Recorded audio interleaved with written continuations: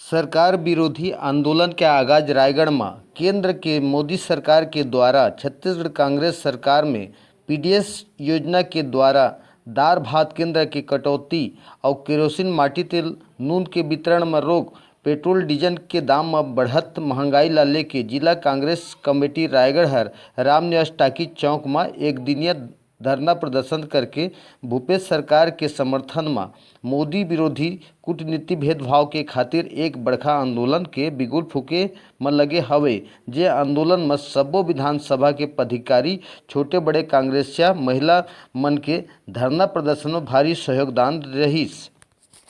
बताएंगे आज एक दिवसीय धरना प्रदर्शन के बारे में।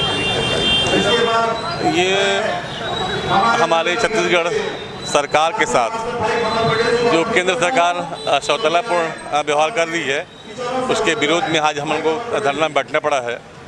मैं आपको बता दूं कि छत्तीसगढ़ बनने के बाद ये अभी हमारी सरकार बनी है, कांग्रेस सरकार बनने के बाद केंद्र सरकार लगातार हमारे राज्य के साथ पक्षपातपूर्ण रवैया अपना रहा है।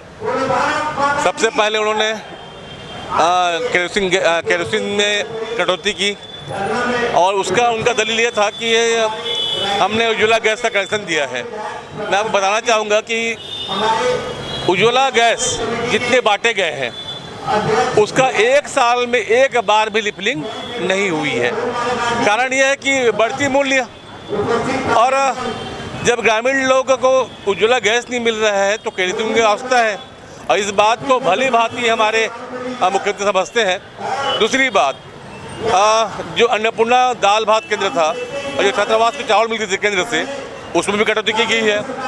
तीसरी बात, जो प्रधानमंत्री आवास है जिसमें केंद्रांश मिलता है वो भी अभी तक मिल नहीं रहा है, जिस कारण हमारे प्रधानमंत्री आवास पूर्ण नहीं हो रहे हैं। ऐसे कई सारे मुद्दे हैं जिनके विरोध में आज हम लोग यहाँ बैठे हैं।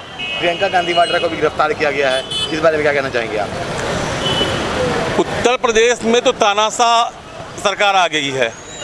कोई हमारी नेता आदरणीय नेता प्रियंका गांधी जी अपने रास्ते में सीधे सीधे घायलों से या पीड़ितों से मिलने जा रही थी, उनको रोक देना, गिरफ्तार कर लेना, एक तरह से ये हिटलरवाद की रास्ता अपना रहे हैं। इसका विरोध करते हैं, इसका भी हम लोग विरोध कर रहे हैं आज के इस धरना के माध्यम से।